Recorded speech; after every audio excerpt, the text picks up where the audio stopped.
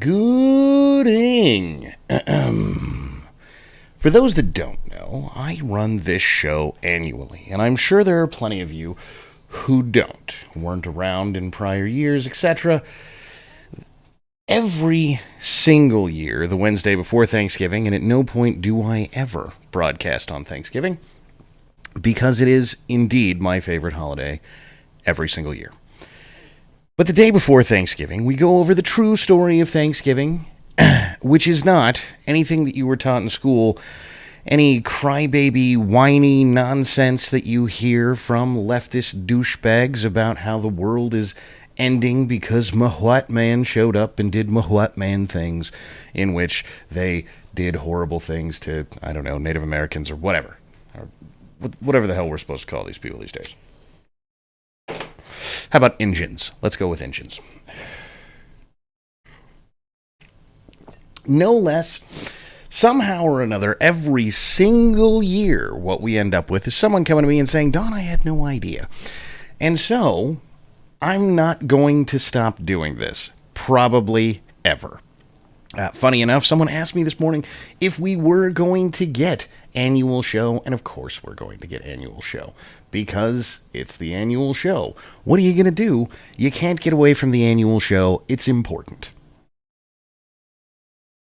With that said, I have, strangely enough, distilled for the first time, and I think I've been doing this for 3 or 4 years now, distilled down the sources to, I think, 3 paragraphs that basically sum up the entire story. Now, I will tell you that it's written a lot less digestibly because it was written in 1621 than I normally tell it, but I think for the first year ever, I'm just going to read just these 3 paragraphs. Right? You know what? In fact, we're going to cut it down to 2, even though there's a little bit of preface point in the one prior. But it's going to be a little bit hard to listen to. I apologize. I wasn't setting writing standards in 1621, and nobody talks like this anymore. So, 1623. But the story starts in 1621. Private and communal farming, 1623. All this while no supply was heard of. Neither knew they when they might expect any. As promised. Hard to listen to. So they began to think how they might raise as much corn as they could and obtain a better crop than they had done, that they might not still thus languish in misery. At length, after much debate of things, the governor, for reference, this comes directly from the journal of Governor William Bradford, the governor of the colony from the Mayflower. He has various rank, but no less was the governor of the colony off the Mayflower, supposedly. If I am reading them correctly. It doesn't make much sense to me, but, what are you going to do? With the advice of the chiefest among them, gave away that they should set corn every man for his own particular, and in that regard trust to themselves.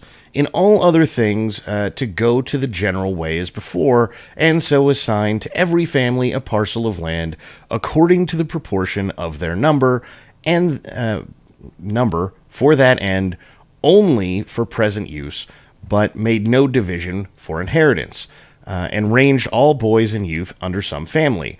This had very good success, for it made all hands very industrious, so as much more corn was planted than otherwise would have been by any means the governor or any other could use, and saved them a great deal of trouble, and gave far better content. The women now went willingly into the field, and took their little ones with them to set corn, which before would allege weakness and inability, whom to have compelled would have been thought great tyranny and oppression. The experience that was had in this common course and condition, tried sundry years, and that amongst godly and sober men may well invice the vanity of that conceit of Plato's and other ancients applauded by some of later times, and that taking away of property and bringing in community into a commonwealth would make them happy and flourishing, as if they were wiser than God. For this community, so far as it was found to breed much confusion and discontent and retard much employment that would have been to their benefit and comfort. For the young men that were most able and fit for labor and service did repine that they should spend their time and strength to work for other men's wives and children without any recompense. The strong...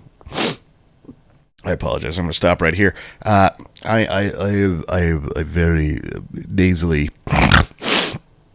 And so there's going to be a decent amount of that today, and there's really nothing I can do about it. I tried. I really did.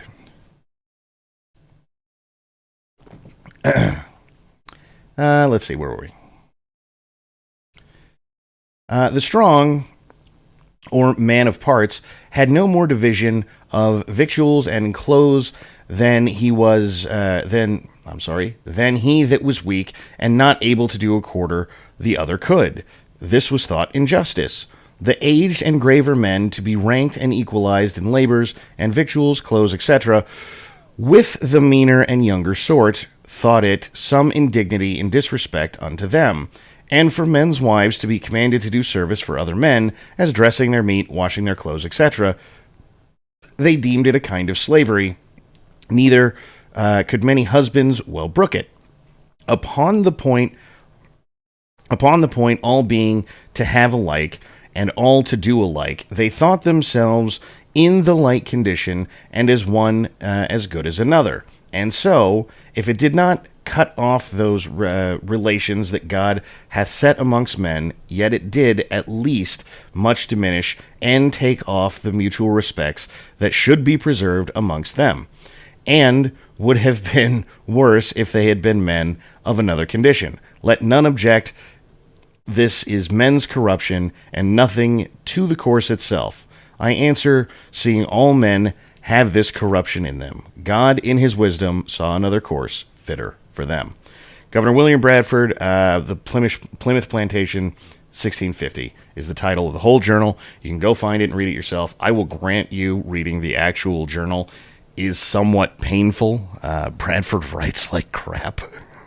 Not just because it is written in this kind of hand, but because his writing is... It is very pretty cursive, we'll say, and yet everything is written as one giant word. So, what does all that mean? Why are we reading this? You, invariably, if you were an American, were taught that Thanksgiving is about taking a hand and putting it on a piece of paper and drawing a turkey, and that the white man is a dumbass who doesn't know how to plant things, despite England having been farming for 1,000 years before they got there, and that the good old Injun was a good boy who didn't do nothing, came on over and taught you how to plant everything. Stupid British people, later to become Americans, didn't know how to put stuff in the ground. Though there is some discussion in here, I will grant you that they did sort of have a like, well, bro, where do you fish kind of discussion. There is not some massive discussion of how they saved all of the white men who were too dumb to know how to put a seed in the ground, which is probably what you were told when you were in school, because school is run by a bunch of communists who hate you.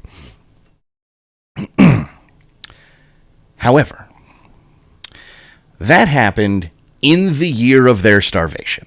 And seriously, that's not a joke. The Injun came on down and said, well, you fish over there, bro, and if you throw the fish parts on, it seems to help kind of with the planting.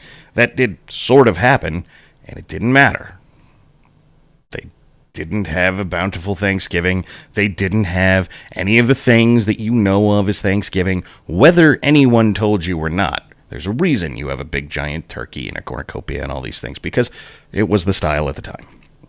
And let's be honest, other than doing some drawings of pilgrims, which, by the way, I'm sure you were told were racist, they weren't, because just so you know, the other part of the discussion in this journal about, well, there were some of these Injun guys that we could talk to, and they'd be like, yeah, go fish over here because there's better fish over there. The rest of them would just steal our stuff, and they would do it on a regular basis. These are your good boy Injuns who didn't do nothing. Seriously, that's how it is. Anyhow, they have this little discussion with their Injuns, and then the next year, Bradford has a sit down with himself, seemingly, to think about what it is that he should do. And that's what all the middle portion of that is about. Is in the beginning, what he did is said, well, we're going to have communal growing, we're going to have communal planting, we're going to have communal harvesting. Oh, and by the way, everybody's just going to, take help from everybody else, and you're going to be compelled to give it. One might say that he sat down and said, from each according to their ability and to each according to their need.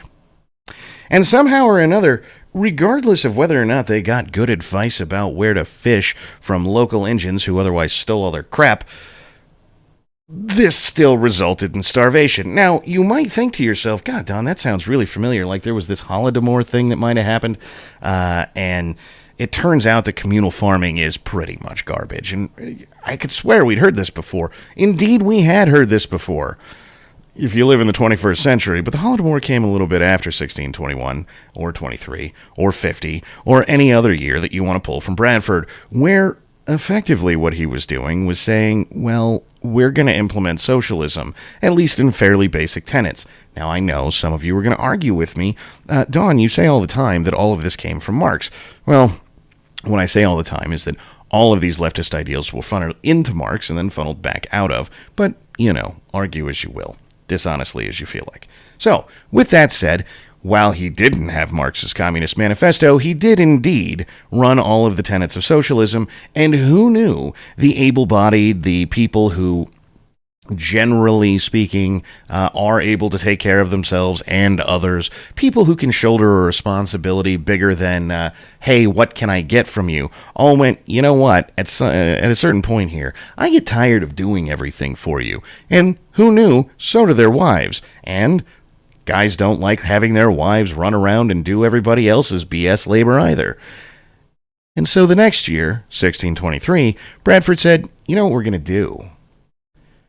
Is we're going to give everybody a parcel of land and say, grow what you want, do what you want. Grow as much as you want, sell as much as you want, it's all yours. Now, that I know is the horrible, terrible, no good, very bad capitalist way. Now, I know foolish you probably are going to say something foolish, and I really wish I had a better word to put it there, but I don't, because it's foolish, are going to say something along the lines of, consumerism or some other 21st century nonsense. Shut up, it's Thanksgiving. So, after Bradford assigns all this property to people, says grow whatever you want, do whatever you want, it turns out that everybody who previously was claiming that their need was so great, they were sick or ill or otherwise injured and couldn't be bothered to be doing any work, everybody found a work ethic. Who knew? Now, you might be thinking to yourself, what? Why?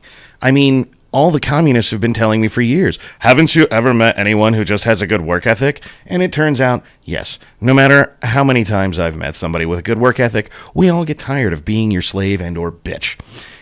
And, again, it doesn't matter what you think, the incentive of the scenario of from each according to their ability to each according to their need is to have a lot more needs so you can get a lot more stuff. And less than shockingly, long before socialism or communism were indeed named as they were, that was exactly what was going on. Because it doesn't matter where you go in history, that's what you find. If you tell everyone who can actually produce something, shut up and work harder so that guy can sit on his ass, they stop producing things. Who knew?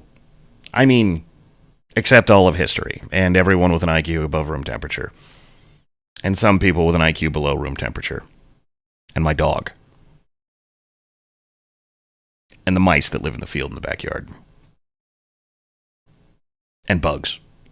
I mean, literally everyone except communists, which is indeed why they're not people. What are you going to do? There's just no way around it. Anyhow, after assigning all these people this property, everyone went out, they grew more than they individually would need, because that was the original premise is, well, everything you grow beyond what you need, it will go into a communal pot.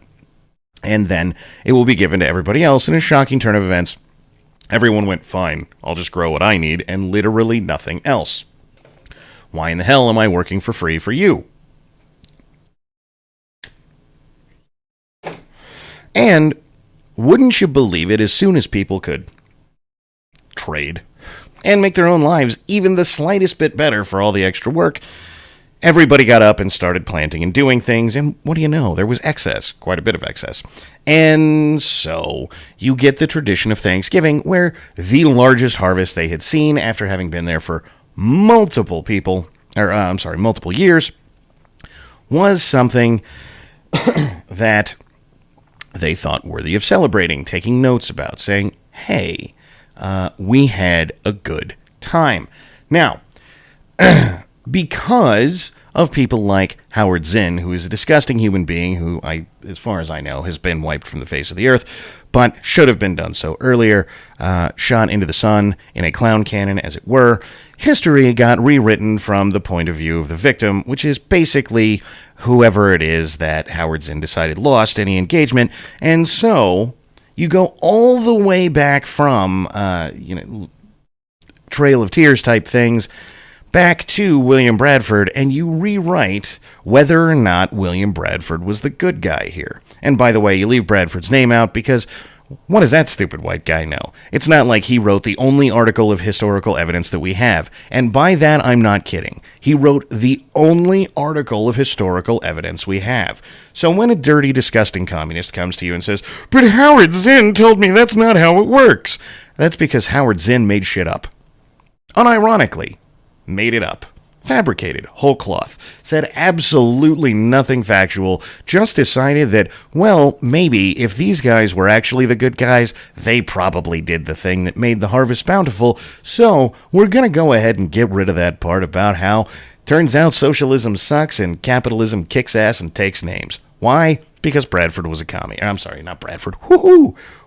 Howard Zinn was a commie. A filthy, disgusting, horrible commie. And no, that is not my speculation. He came out and said so numerous times.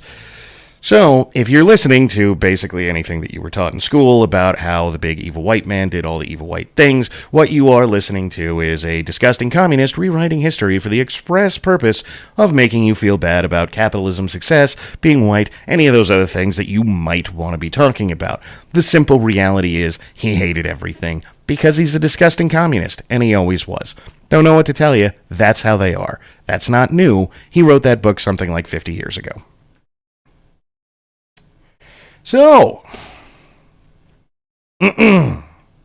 what do we have to learn from this? When you got told, as you invariably did, that the stupid pilgrims showed up over here and they stupidly starved for 2 years, one, this got sold to you when you were at a young enough age where you thought to yourself, or you didn't think to yourself, hopefully, at least from their perspective, 2 years is a really long time to starve. Because, if you bothered to think that to yourself, you'd suddenly have some serious questions.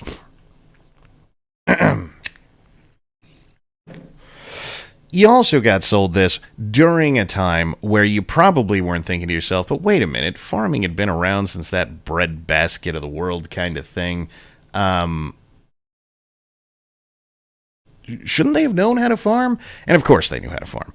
That is self-evidently true. There is no argument against this. But you need to be able to believe, and this is why they start selling it to you at 5 years old, that the people who realistically first, I'm a Viking, okay, that's very exciting. The people who realistically first got up, built a bunch of giant ships that could carry enough people to establish colonies across the Atlantic Ocean, somehow didn't know to put a seed in the ground and water it.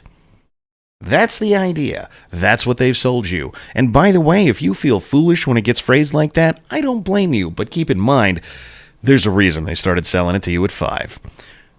Because now, as an adult, you probably look back on that and go, man, that sounds like the dumbest thing I've ever heard in my life. And it is. But don't worry, that's how commies work. They start young and tell you, if you try to push back in any way, shape, or form, that you're a racist, sexist, bigoted homophobe. Because that's what they have. No less, we have this pervasive idea that the foolish things that we were taught in school, which are both inherently self-contradictory and facially stupid, are indeed what we should be discussing every single year when we discuss Thanksgiving. And we shouldn't, because filthy, disgusting communists are indeed angry that Thanksgiving is a refutation of communism. Before Marx even wrote about it. For reference, I have found some confirmation over the years that Marx did indeed know about Bradford, which only makes him a worse person. I mean, seriously, the man unironically went, hey, look, someone has implemented this idea that I'm talking about, and it resulted in famine. You know what we should do is more of that.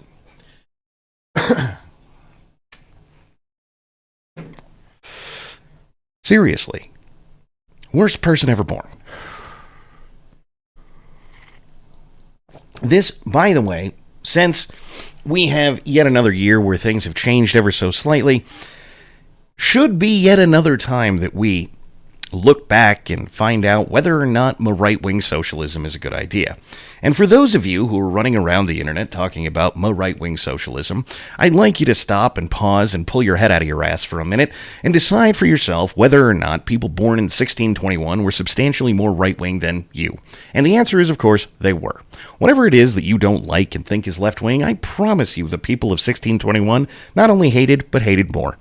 In fact, you can't even get through this passage without them discussing whether or not it is the will of God. And you, various people of the right-wing socialism arguments, can't manage to get through an entire episode functionally referencing God in any reasonable way and how that directly relates to human nature, which, by the way, is what all of this really is.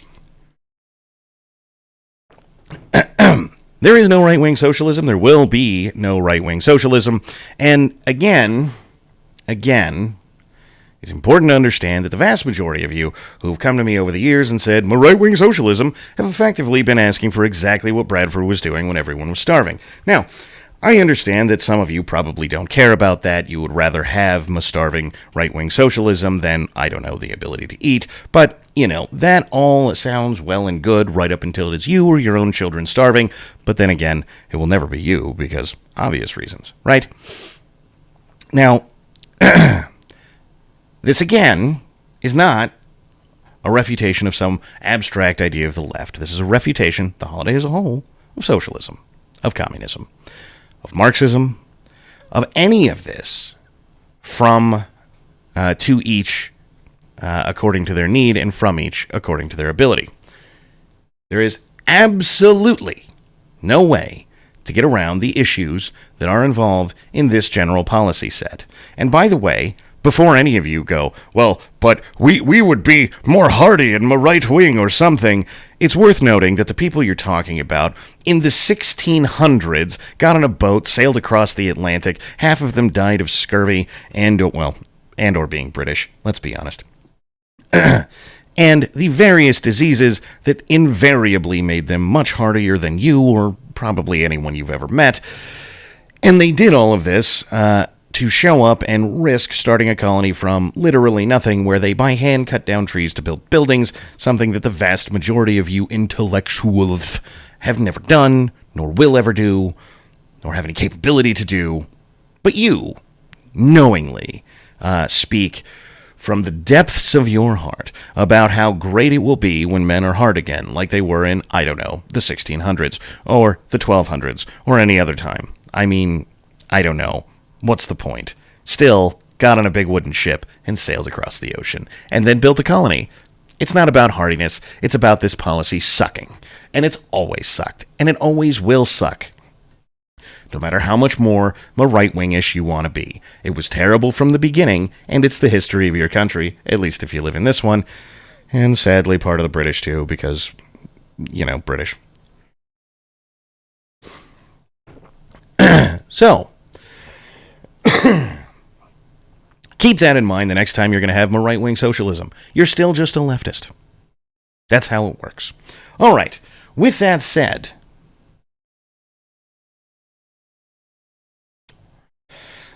Thanksgiving is indeed still Thanksgiving, so take the time to sit down and have a good time with your family. For those of you who are burdened with leftists, which is probably the majority of you, I feel sorry for you, I really do.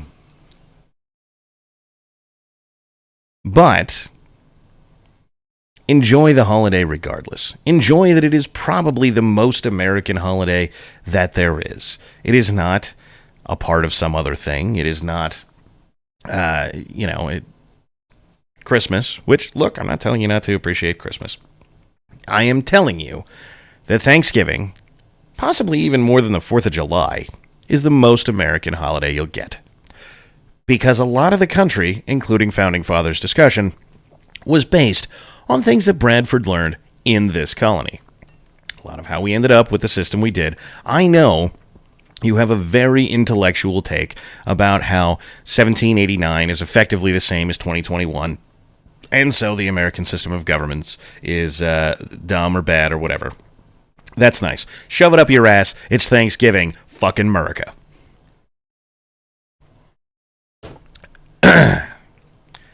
So sit down, enjoy turkey, whatever else it is that you have as sides, and remember that this holiday is actually just BTFOing the left by its mere existence. That's what it does. That's what it's here for. To remind you that the left has always been wrong about everything, and they always will be wrong about everything, and that no matter how conservative you are, if you engage in this leftist policy, you're going to make people starve. Enjoy. All right. Let's get to the, my God, various questions. All right. Anti-commie for $3. Been waiting for this all year. Me too. For those that don't know, Thanksgiving is notoriously my favorite holiday. I love it every single year. It is the only holiday that goes by that I expressly pause to say something positive about. I know so many of you we're getting good and ready to go. Don, I was here for Memorial Day. You hate those bastards. Yes, I do. However, Thanksgiving is the only holiday that I stop intentionally every single year to say something positive about. I know the very smart among you will come back to me and say, Don, you should say something about Christmas. No, I shouldn't. For all the same reasons I don't talk theology any other day of the week, or Christianity, or any other thing. All right. Just a reminder, if you bring a pile of rocks to a gunfight, you deserve to lose your land. Yes. I mean, what do you want? Maybe you shouldn't be a lion, drunken, thieving Injun, and you won't have that problem. Because that's what happened. Thanksgiving, incentives matter the holiday. Yes. Does Don have a whole crayon turkey to himself every year? No. I have a family.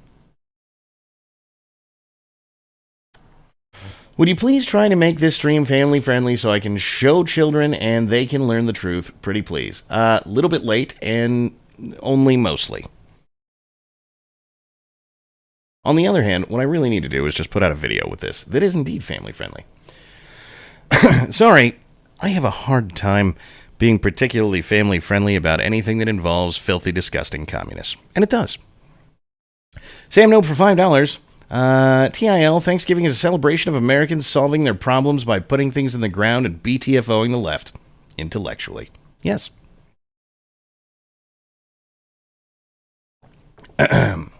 All right. Let's see here. Celebrate the true history of Thanksgiving today and follow in the footsteps of your ancestors by paying a man for his service instead of being a commie freeloader. PlebRanch.com. Once again, that is PlebRanch.com. Don't be a commie freeloader. Go to PlebRanch.com. Okay. I think that covers all of the things, really. So, I realize this is going to be a little bit of a short show. Sorry. Thanksgiving is and continues to be more important than the vast majority of other things, at least in my opinion, that we talk about at any given point, any day of the year. And so I don't want to dilute this show with talking about some other ridiculous nonsense, like whatever current events are, or any of those things, because people need to stop